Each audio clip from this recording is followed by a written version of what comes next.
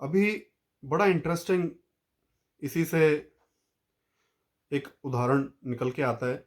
सभ्यता, कोई भी सभ्यता होती है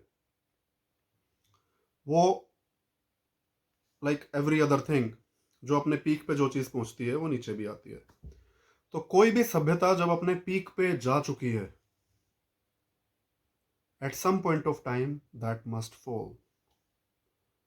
और ऐसी बहुत सारी सभ्यताओं के उदाहरण हम अपने भारतवर्ष की भूमि पे देखते हैं, सुनते हैं, पढ़ते हैं। तो अभी जो रिसेंट या फिर इससे पहले जो फिलहाल की जो सभ्यता है, इससे प्रीवियस जो सभ्यता अपने चरम पे जो रही हमारे भारतवर्ष में, वो महाभारत रही। अब आज की बड़ी सारी चीजें देखिए, अभी बड़े सारे शास्त्री बड़ी सारे क्लेम्स करते हैं, जैसे महाभारत के टाइम पे आणविक तकनीक थी उनके पास ऐसे अस्त्र शस्त्र थे जो उतने बड़े पैमाने पे विध्वंस कर सकते थे। तो that must be some sort of atomic weapons. तो हमें लगता है कि नहीं, that is just a mythology, कैसे रहा होगा।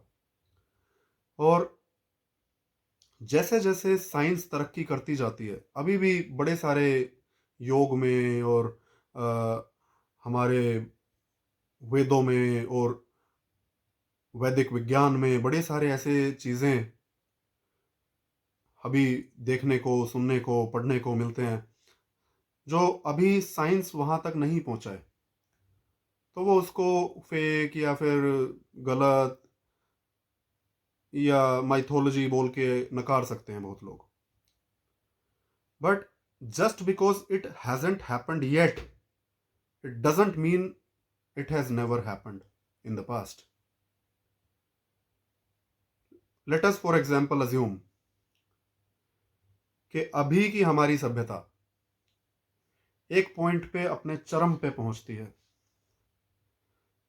फ्यूचरिस्टिक जो भी कम्युनिकेशन से लेके, ट्रांसपोर्टेशन से लेके, और आपके मेडिकल साइंस से लेके, हेल्थ साइंस से लेके, जो भी विज्ञान है वो अपने चरम पे पहुंचता है, सभ्यता अपने चरम पे होती है।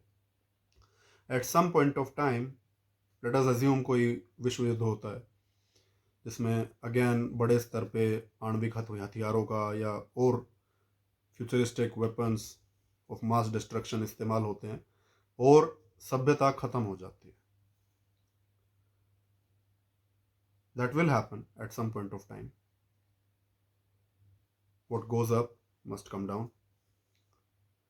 तो अब अधिकतर सभ्यता खत्म हो गई और कुछ लोग बचे, जैसे कहीं जंगलों में रहने वाले आदिवासी, कहीं बहुत दूर कुछ लोग बचे। तो वो अपने आने वाली पीढ़ियों को कैसे बताएंगे कि पहले तो हमारे ऊपर से हवाई जहाज भी जाते थे, हमने देखा है हवाई जहाज जाते थे।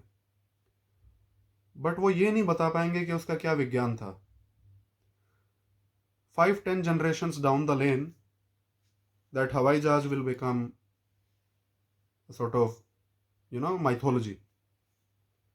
हाँ, दादे परदादे बोलते तो थे, बट यू नेवर नो, पागल होगा। तो how will that Adivasi explain कि जो हवाई जहाज की टेक्नोलॉजी क्या होती थी। तो अभी का जो विज्ञान जितना हमें इतिहास जो देखने को, सुनने को भी मिलता है पिछले 5 या 10 हज़ार साल का, तो महाभारत इज मच ओल्डर। तो वो एग्जैक्टली exactly, वो इतने generations down the lane, how can somebody explain what the science was. बहुत सारी चीजें अभी तक महाभारत की सभ्यता में जो अचीवमेंट्स थी, वहां तक हमारी सभ्यता अभी तक पहुंची नहीं है। तो वो हमें इम्पॉसिबल भी लगती हैं। बड़ी सारी चीजें हैं, जैसे इच्छा मृत्यु है। कितने दिन तक भीष्म पितामह बाणों की शैया पे अपनी आखिरी सांसें निकालते रहे, waiting for a certain day कि सकरात का जब दिन आएगा तो मैं अपने प्राण त्यागूंगा। सकरात के दिन पे उन्होंने अपने प्राण त्यागे। तो उससे प्रीवियस जो सभ्यता अपने चरम पे थी, रामायण की सभ्यता, रामायण काल की लाखों वर्ष पुरानी सभ्यता, वी जस्ट हियर, क्योंकि हमारे यहाँ का कल्चर बहुत स्ट्रोंग है। देखिए, जो भी चीज़ें यहाँ कंप्यूटर्स में, बुक्स में जो लिखी गई हैं, they will not survive 1,000 years down the lane, 1 lakh year down the lane, 10 lakh year down the lane. Technology keeps on changing, and some sort of mass destruction or some sort of uh, disaster, natural disaster might occur and everything may come to an end. तो क्या बचता है? उसमें बचता है word of mouth. जो हमारे यहाँ की गुरु शिष्य परंपरा रही, वो श्रोतास पे रही।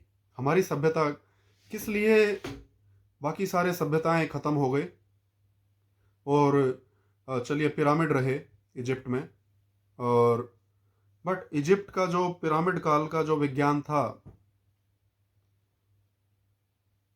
बहुत लोग तो, हमारे बड़े शास्त्रियों का ऐसा भी मानना है कि इजिप्ट भी जब अपने चरम पे था तो हिंदुस्तान के साथ में भी उसका काफ़ी technology exchange and trade exchange वगैरह बहुत चीज़ें होते रहे, because ours is a much more older civilization, no matter whatever these historians claim.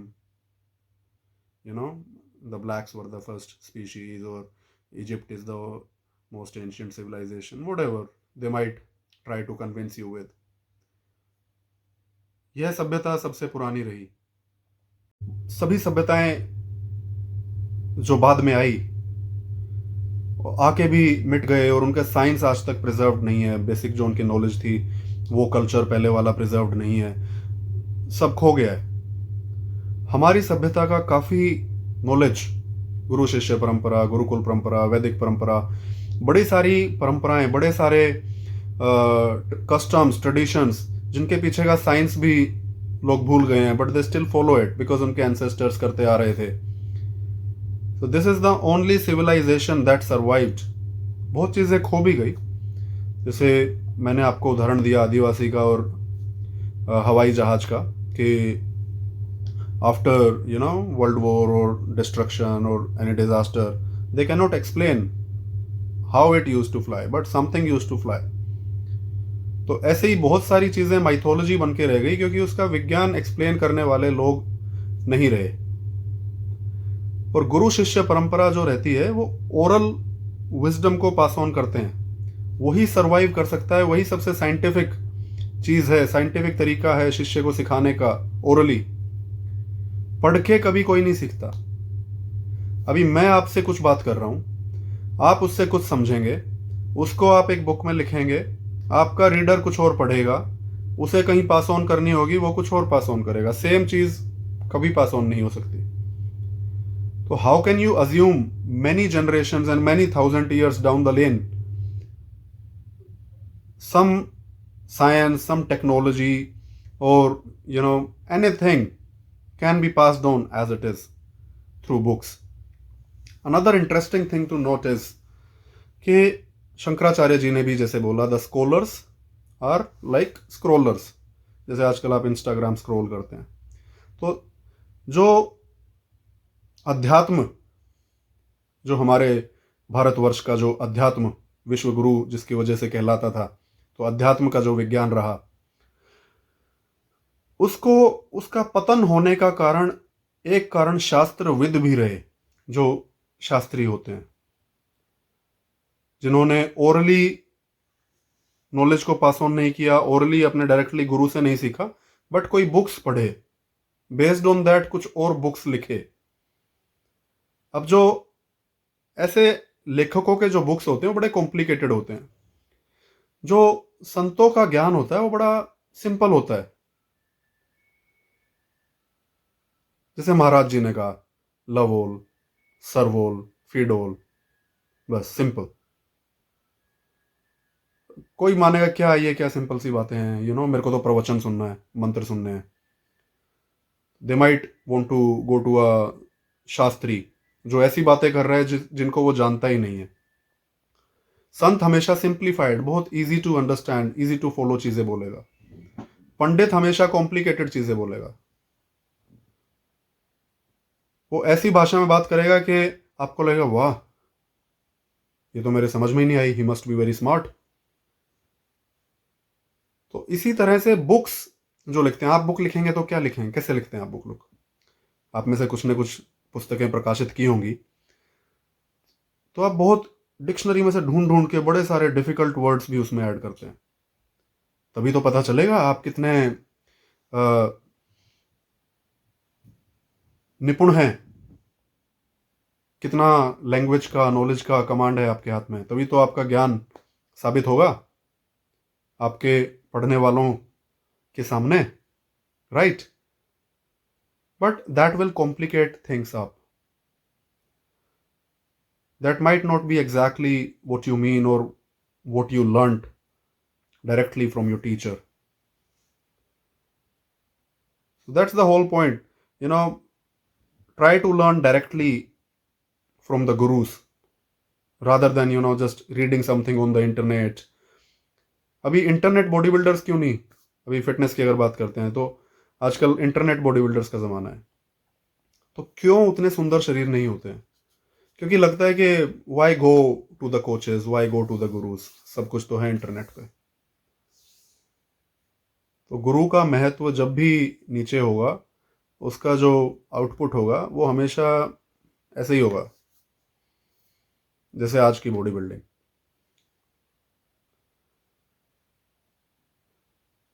Bharatvarsh का पतन होने का एक कारण यह भी रहा कि गुरुकुल जो कल्चर था उसको समाप्त कर दिया गया।